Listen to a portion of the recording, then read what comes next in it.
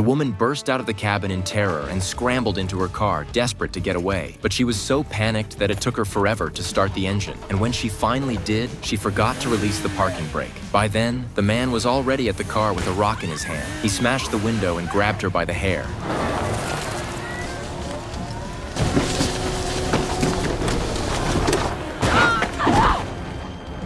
That same day, Bob came home from work and was stunned to find his wife in bed with a stranger. He shouted once, then walked out, leaving her behind. He moved into a small cabin by the lake and cut ties with his wife. Not long after, Jack showed up at his door. You stole my story.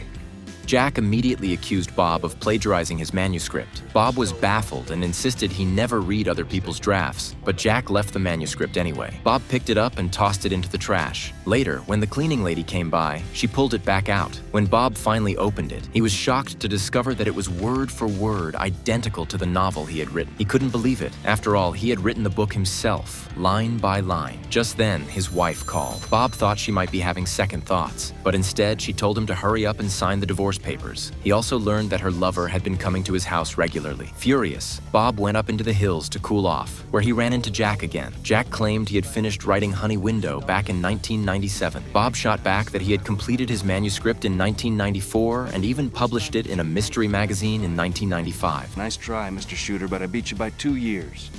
So if anybody's got a bitch about plagiarism, it's me. Jack flew into a rage and demanded proof. Bob refused to provide any, telling Jack to find the magazine himself. Jack then threatened that if Bob didn't produce the issue within 3 days, he would go after Bob's wife. Left with no choice, Bob returned to the house where his wife was staying to retrieve the magazine. But the moment he arrived at the villa, he saw his wife being intimate with another man.